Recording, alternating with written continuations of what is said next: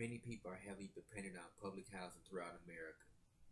While public housing has a bad reputation of being a place known for low income and outrageously high crime rates, some public housing authorities are exactly that way. And then there are also some public housing authorities that are the total opposite. This slideshow will give pictures of how public housing can be harmful and how it can be helpful. With public housing being something that people assume to be bad, showing others that everything they hear may not always be true. Once home to thousands of people in the city of Chicago, one of America's biggest cities, stood Cabrini Green Housing Authority. Before the last apartments were torn down in 2010, Cabrini Green was once one of the worst housing authorities in America. Over the years, the living became worse.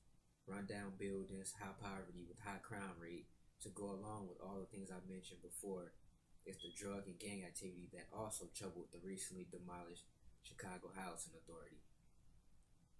With Cabrini Green, you can see how much different it looks than Parkland Housing of Milwaukee, Wisconsin. Parkland has a community center, daycare center, YMCA, and a state-of-the-art cyber school. As you can see in this picture, the living is a lot better than many of the other housing authorities throughout America. The crime, gang activity, and drugs are not as big in this area. Then there's Magnolia Projects of New Orleans, Louisiana. It has produced many famous rap stars. The other side is how violent this area was. In the aftermath of Hurricane Katrina, the notoriously rough housing authority was shut down due to the damage. Before the hurricane came and wrecked the city, Magnolia was already a tough place to grow up in.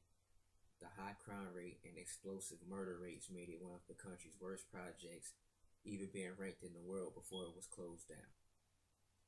Casa Feliz Studios of San Jose, California is another example of public housing that is the opposite of what we normally think. This 60-unit energy-efficient building has great looks and is very affordable. The crime and high murder rates do not affect these areas, but they are public housing just like the ones I mentioned above. It is eco-friendly and very modernized compared to many of the older housing places. It was recently built, unlike many others that are now being demolished or closed. This picture here shows the budget for public housing in the United States.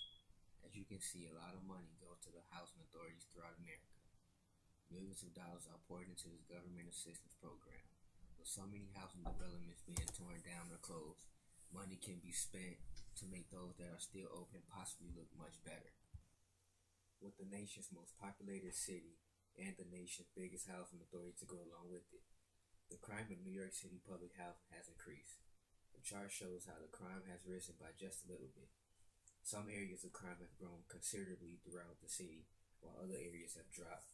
Since having the most people living in public housing, one would expect them to have a higher crime rate based on the fact that there are millions of people basically living on top of one another. Those millions of Americans living in public housing are also children. Children are affected just as adults, but are too young to know it. Public housing to them is home, and they do not understand why it is being torn down. For more information, visit hud.gov, and thank you for listening and watching my slideshow.